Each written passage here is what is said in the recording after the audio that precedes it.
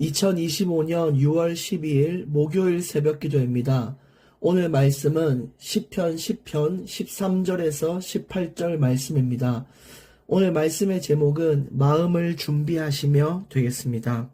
어제 말씀에 이어서 13절부터 말씀을 심부름하겠습니다. 어찌하여 악인이 하나님을 멸시하여 그의 마음에 이르기를 주는 감찰하지 아니하리라 하나이까. 이제 때가 자꾸만 악해져 간다고 그랬죠. 이제 앞으로 시대는 하나님을 더욱 멸시하는 시대가 계속될 겁니다. 하나님이 어딨냐 이렇게 외치는 자들이 나올 것이고, 지금도 벌써 우리 기독교를 보고 개독교다 이렇게 입에 담고 있고요. 이렇게 계속해서 하나님을 모독하고 하나님의 백성을 비난하는 일들이 일어나고 있습니다. 성경에서 마태복음 12장에 이르기를 성령을 모독하는 것은 결코 용서받지 못할 죄라고 했는데, 그들은 그들의 입으로 멸시한 하나님에 대한 그 너무나 큰 심판을 받게 될 것이며 피할 수 없는 심판을 보게 될 것입니다. 앞으로 이런 시대가 자꾸 오고 있어요. 근데 우리는 그래도 하나님을 멸시는 하지 않으니까 참 감사한 인생이다, 이렇게 우리가 안일하게 볼 것이 아니라, 우리가 말로는 하나님을 믿고 이론적으로는 그래 하나님은 성경에 있다고 했으니까 있는 거야, 그냥 단순하게 지식적으로 이해할 때가 있는데, 그러다 보니까 우리의 삶을 돌아봤을 때 하나님을 멸시할 때가 있어요. 내가 멸시를 하려고 한 거 아닌데 내 삶을 돌아봤을 때 하나님을 부정하고 하나님을 외면하고 하나님이 없는 것처럼 살 때가 있단 말이에요. 우리가 그것도 사실은 멸시의 한 부분이거든요. 그래서 우리가 마냥 좋아할 것이 아니라 신앙을 회복하고 신앙에 더 견고한 틀을 잡는 것이 중요합니다. 14절, 주께서는 보셨나이다.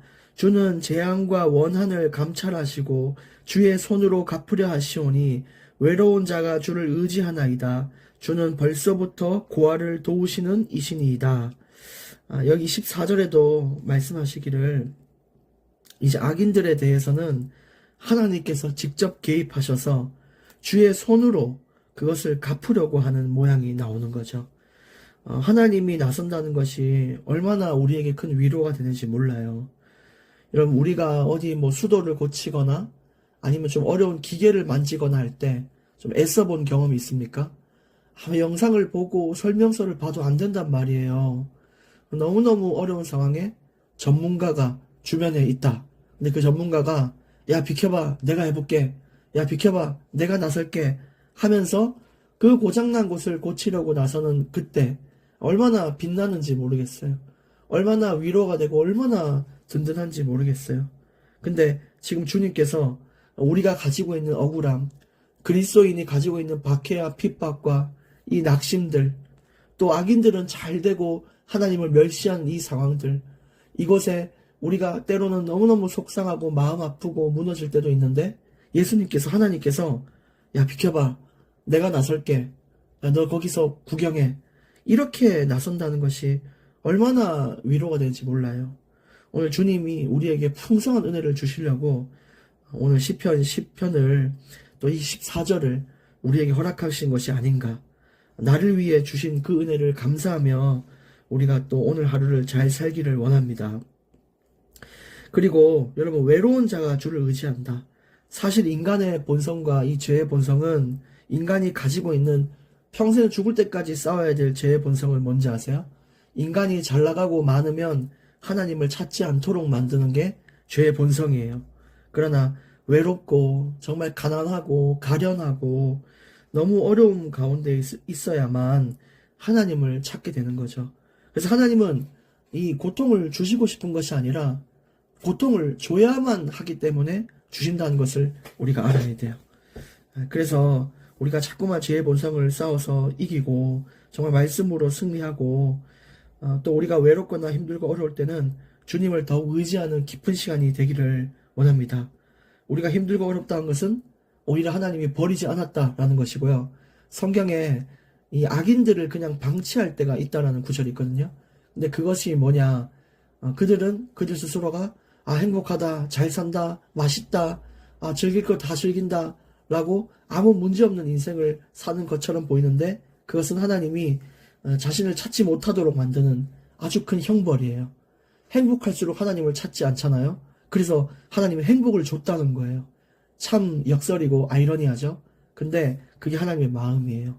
너무너무 행복한 인생은 하나님이 버린 인생과 같고, 적절하게 좀 힘듦도 오고 기쁨도 오고, 사실은 이런 인생, 그 가운데 자꾸 하나님을 찾도록 경고를 하는 인생, 그 인생이 진짜 하나님이 원하고 기뻐하는 인생이라는 거죠. 이 부분을 이해하는 데는 많은 시간이 걸리겠지만 이것이 정답이라는 것을 알고 우리가 우리의 삶을 돌아봐야 되겠습니다. 그리고 벌써부터 고아를 도우신다라고 14절 끝에 말씀하셨죠. 이 벌써부터는 원래 하나님의 속성이, 원래 특성이 원래부터 그렇게 하셨고 계속해서 그렇게 하실 거라는 거예요. 외로운 자를 돕고 가난한 자를 돕고 억울한 자의 이 억울함을 갚아주시며 죄인들을 심판하시는, 그건 변함없어요. 영원토록 되는 하나님의 섭리고 원리이기 때문에 우리도 영원토록 그 기준에 맞춰서 살아야 되는 것입니다. 15절 악인의 팔을 꺾으소서, 악한 자의 악을 더 이상 찾아낼 수 없을 때까지 찾으소서. 앞으로 악인의 팔을 꺾는다. 이것은 죄인들의 권세, 영향력을 깨트려 주십시오. 앞으로 갈수록 그렇게 될 겁니다. 악인들과 의인들은 극명하게 갈려서 서로 다른 운명을 찾아 가게 될 것입니다. 16절 여호와께서는 영원 무궁하도록 왕이시니 이방 나라들이 주의 땅에서 멸망하였나이다. 영원토록 왕은 바로 하나님이십니다. 대통령은 5년마다 바뀌는데 그 진짜 왕이 아니에요. 하나님이 잠시 세운 거고, 하나님의 그 뜻 안에서 세워서 잠시 이 세상의 질서를 무너뜨리지 않기 위해, 세상이 너무 혼란스럽지 않도록 하기 위해, 세상의 법을 위하여, 세상의 이 7일을 위하여 세워놓은 그런 임시적인 그냥 인간일 뿐인 사람으로 세워놓은 것이죠. 그러나 진짜 그 위에 모든 것을 주관하시는 분은 여호와 하나님이십니다. 그래서 그 하나님께서 백성을 지키십니다. 여러분, 미국 시민은요, 한 명이 어디 갇히거나 이렇게 감옥 어디 좀 납치되거나 이렇게 돼도 전투기도 뜨고 그 한 사람을 위해 배도 띄우고 온 군인들이 투입되기도 하고 그래요. 그처럼 미국이란 것은 그 시민을 그렇게 아껴서 보호하는데, 타 시민은 그렇게 하지 않잖아요. 마찬가지로 하나님께서는 하나님의 자녀 어린 양 한 마리라도 어렵고 한 성도라도 힘들어도 그 성도를 위하여, 그 어린 양을 위하여 하나님은 모든 힘을 다하여 건지기 위해 애쓰는 분이 하나님이십니다. 하나님은 그렇게 큰 힘이 들이지 않고도 구할 수 있죠. 그러나 하나님의 마음과 중심이 진짜 그 한 사람을 향해 나아 있어서 끝까지 건지고 지키는 분이 하나님이십니다. 그래서 이 하나님 나라에 들어올 수 있는 사람은 하나님을 경외하고 하나님을 믿는, 하나님이 인정한, 내가 그냥 하나님 자녀다라고 말하는 사람이 아닌 하나님이 인정한 사람이 거기에 서게 되는 거예요. 하나님이 인정한 사람은 어떤 사람일까요? 17절에도 말했다시피 겸손한 자라고 되어 있습니다. 겸손한 자는 끝까지 하나님을 의지하는 자거든요. 17절에 여호와여 주는 겸손한 자의 소원을 들으셨사오니 그들의 마음을 준비하시며 귀를 기울여 들으시고 그랬어요. 하나님이 인정하는 백성은 누구냐? 겸손한 자. 끝까지 하나님을 의지하고 하나님을 믿고 하나님의 자비를 구하고 나는 아무것도 아님을 고백하며 하나님 사랑하기를 정말 애쓰는, 마음과 힘을 다해 하나님을 사랑하는 자, 그런 자가 겸손한 자인데, 그런 자를 지키고 그런 자의 마음에 있는 억울을 푸시고 그 자의 소원을 들으신다는 것입니다. 그들의 마음도 준비하신대요. 무슨 뜻이냐면 너무나 힘들고 어려운 가운데에 기도밖에 할 수 없으니까 기도만 하는 거예요. 근데 그 기도도 겨우 해서 겨우 예수님의 이름만 부를 수 있는 정도의 수준의 기도인데도 하나님은 마음을 준비하십니다. 낙심된 마음을 살리고 담대하게 만들며 용기를 주셔서 끝까지 달려갈 수 있도록 힘을 주시는 거죠.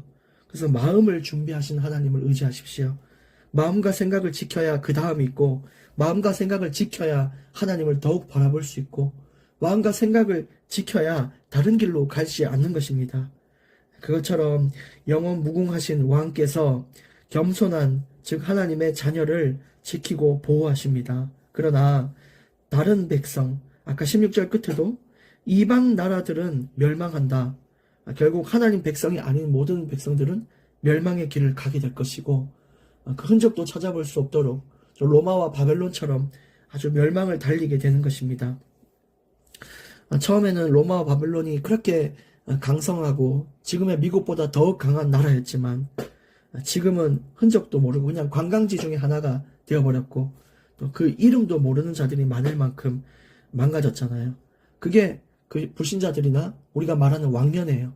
내가 왕년에 말이야, 왕년에는 내가 잘 나갔고 왕년에 내가 예뻤고 왕년에 내가 말이야 돈 많이 벌어서 늘 마지막에 이 잘 살았던 불신자들, 하나님을 외면한 자들은 항상 왕년만 말해요. 내가 왕년에 말이야 이렇게 얘기했는데 결국은 왕년에 그랬다라고 고백하는 것 자체가 지금은 아주 피폐하고 갈수록 희망이 없다 이런 말이에요. 그런 것처럼 우리는 그런 인생이 아니에요. 왕년에가 아니라 지금 너무너무 전성기고 내일 더욱 전성기고 그 다음날 미래에 갈수록 우리가 죽는 그날에는 인생 최전성기를 맞이하는 것, 그게 하나님 자녀의 인생인 것입니다. 18절 고아와 압제당하는 자를 위하여 심판하사 세상에 속한 자가 다시는 위협하지 못하게 하시리이다. 세상에 속한 자, 그렇다면 하늘에 속한 자도 있겠죠. 우리는 하늘에 속한 자입니다. 그래서 이 땅에 있는 것이 무의미해요.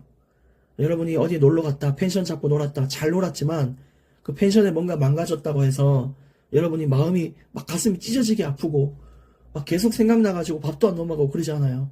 왜냐? 나와 상관없는 거예요. 나와 상관없이 펜션이 원래 망가져 있었던 거예요.